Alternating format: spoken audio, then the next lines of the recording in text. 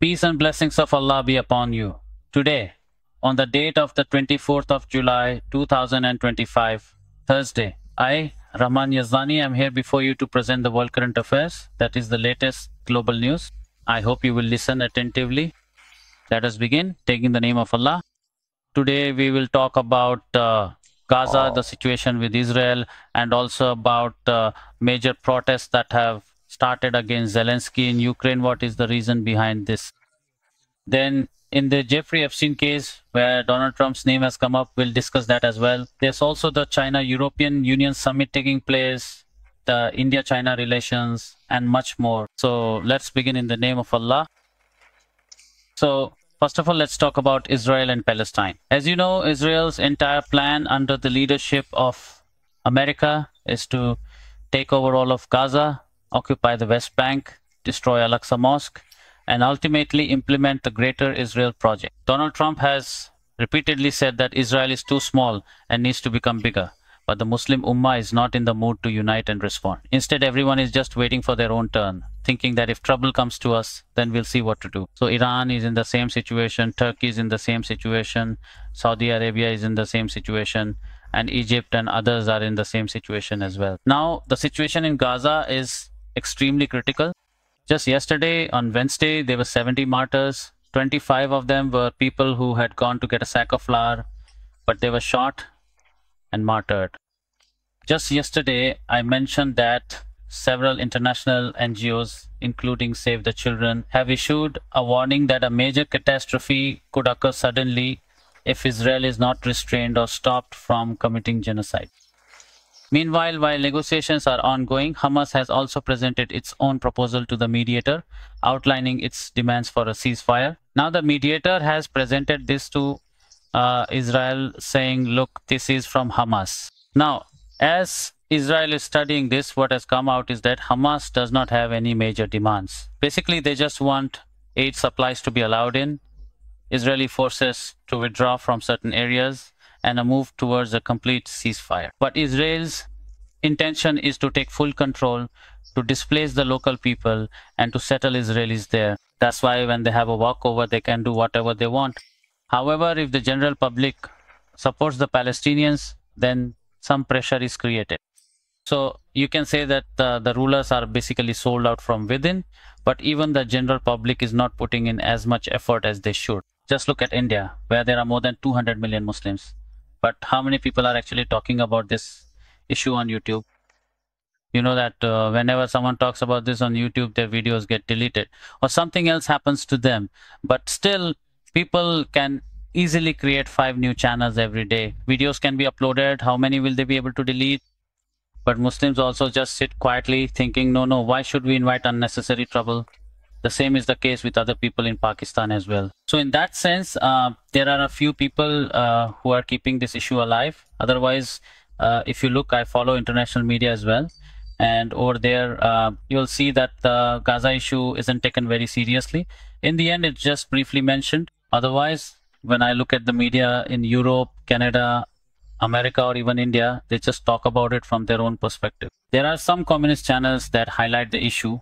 And apart from that, there are a few Arabic channels like Al Arabi or Al Jazeera that are keeping the issue somewhat alive. Yesterday, something significant happened that really needed to be done. Okay, maybe you can't start shooting, but at the very least, you can hold up a mirror. So the president of Tunisia called the American ambassador to his office and showed him pictures of the suffering children in Gaza. He said, do you see what's happening?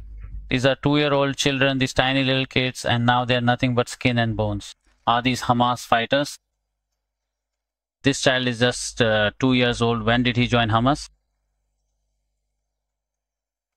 So in that sense, every country should do the same. Show the American ambassadors a mirror. Show them what's being broadcast on television. Is this the right to self-defense or is it genocide? Then they'll understand. Even the president of Brazil got upset and said that now we are going to join South Africa's case, the genocide case that has been filed in the International Court of Justice. We will also join them in this.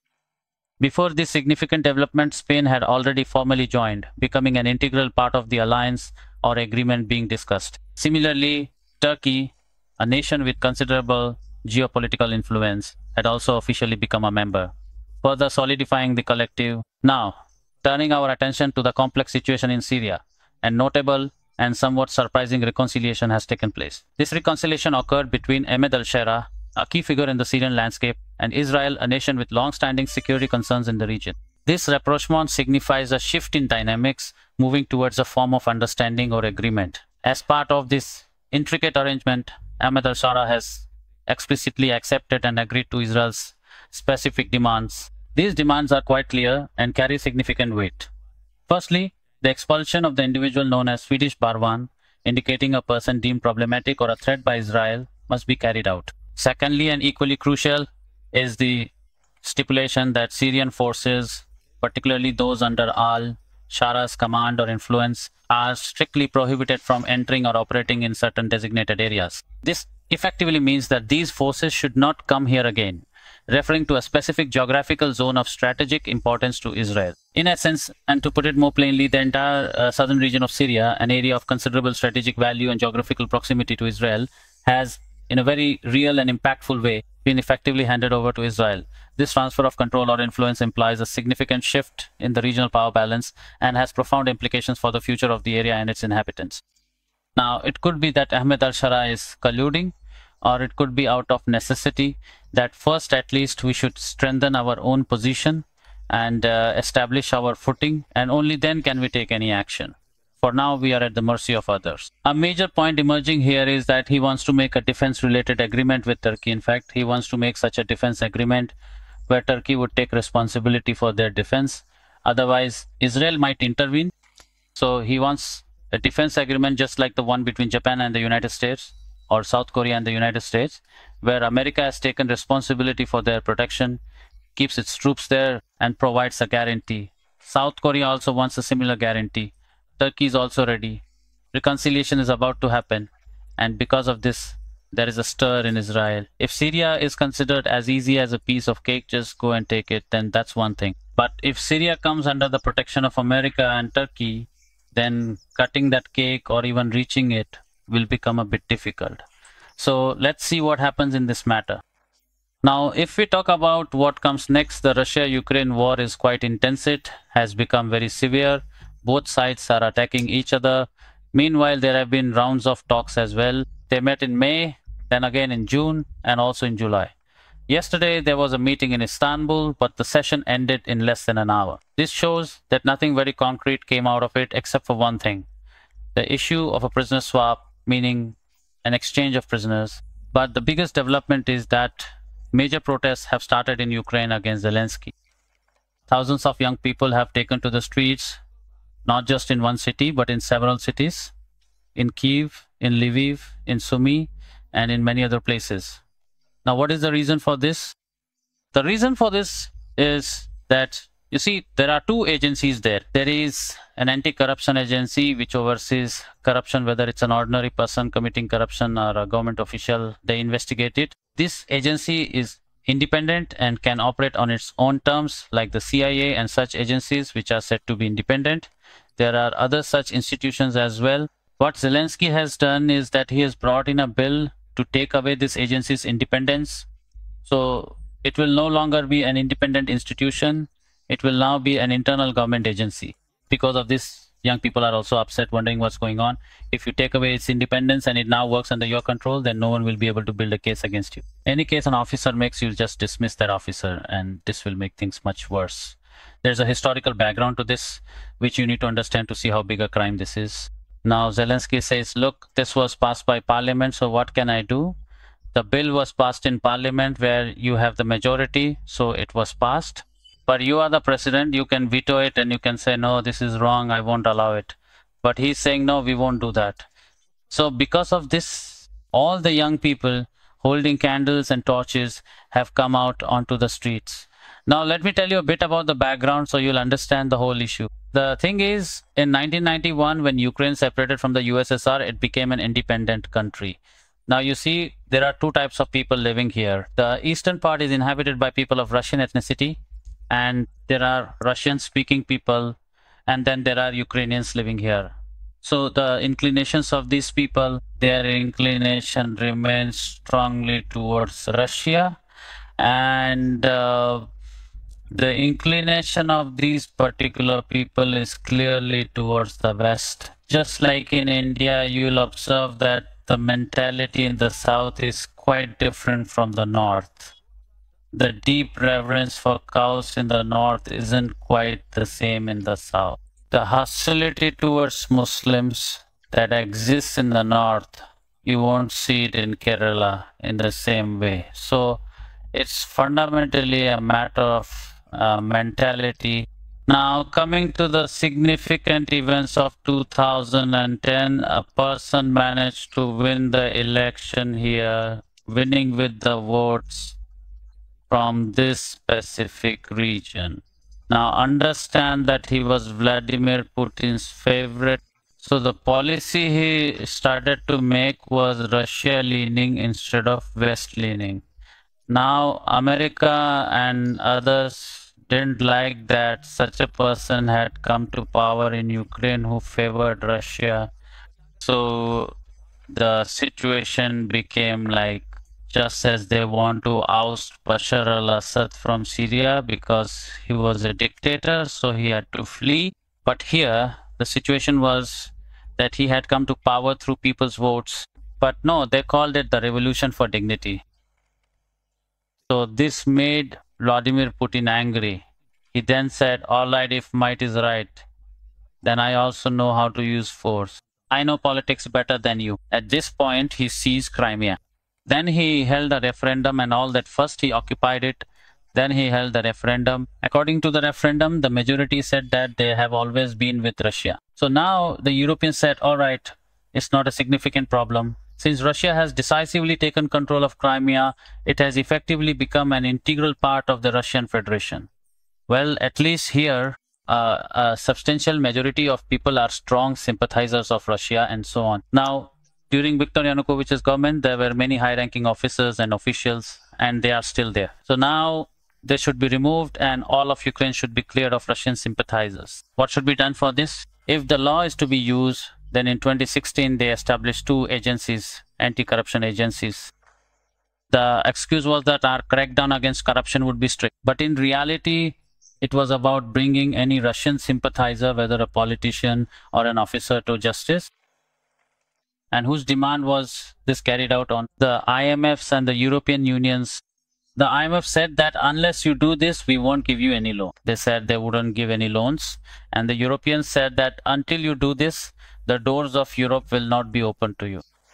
So these two agencies became involved. After that, when the crackdown started, these people became very angry and began harassing the people of Donbass even more. And who would these people complain to? They would complain to Putin saying, look, they beat us, they harass us, they oppress us. So then Putin said, all right, then we'll come with a stick. And in 2022, he came with that stick. And the stick is still being used to this day. So when the war started in 2022, the entire West and America during Joe Biden's administration poured money into Ukraine. So much money was given that it all ended up lost to corruption. Now, even President Zelensky himself doesn't truly know where all the vast sums of money went. So much financial aid and significant funds came pouring in. And it seems everyone just looted it mercilessly, treating it as if it were completely free for all to take. The crucial thing is the anti-corruption agency, a very important and independent body, is now actively cracking down. And the names of many big prominent figures among the high-ranking officers are steadily coming up indeed. Everyone's names are gradually surfacing and becoming public knowledge. So President Zelensky, feeling the immense pressure, decided he absolutely had to protect all his loyal supporters and political allies. Now there's only one viable solution remaining. If they were to completely dissolve this vital agency, there would undoubtedly be a huge, widespread public uproar and massive international condemnation. So instead, they strategically decided to strip it of its crucial independence and bring it firmly under their own direct governmental control. At least then it certainly won't work against their interests or expose their wrongdoings. That's precisely what he did. And now, as a direct consequence, everyone is deeply upset and profoundly concerned about it. The powerful European Union is visibly angry. The influential International Monetary Fund, IMF, is also expressing its strong displeasure. And even the younger generation within the country is profoundly upset and disillusioned. It's almost as if things have come full circle, returning precisely to where they originally started, a cycle of corruption and control. What will happen against him now, only the Almighty God truly knows. Perhaps because of all these accumulating issues and widespread discontent, his entire government could potentially be toppled. Since his official term is basically over and has expired, he was originally elected in 2019 for a 5-year mandate, and his time was officially up in 2024. But he's steadfastly refusing to leave office, adamantly saying that martial law is currently in place, it's a time of war, and therefore elections absolutely cannot be held. So he's just stubbornly clinging to power. Meanwhile, his influential patron, the former President Donald Trump, is also facing endless, persistent troubles and legal challenges. There was the infamous Jeffrey Epstein case, the sensitive file issue. Epstein was a notorious sex offender, and there are many compromising photos and videos of Trump with him. Trump always consistently said, yes, I was indeed with him, but he was the one who was wrong, not me. Just because I had some kind of relations or association with someone doesn't automatically mean I'm corrupt too. But now another significant bombshell has dramatically dropped. 3 major, highly respected newspapers have published extensive detailed reports. The Wall Street Journal, the New York Times, and CNN, all unequivocally saying there's much more to this complex story than previously revealed. They reported that Trump's Attorney General, who is probably a woman, had already explicitly warned Trump in May that the Department of Justice had received a highly sensitive file on Jeffrey Epstein that explicitly included Trump's name and the names of many other prominent influential people. So Trump immediately said to cover it up completely, not to let any of this damaging information come out. Otherwise, before this, they were planning to expose everyone about the assassination of John F. Kennedy, about the civil rights leader Martin Luther King Jr. The president of the European Commission has also arrived, and the president of the European Council, Antonio Guterres, has also arrived. Now, these 3 powerful figures are caught up in these complex and challenging issues. Let's wait and see what ultimately happens.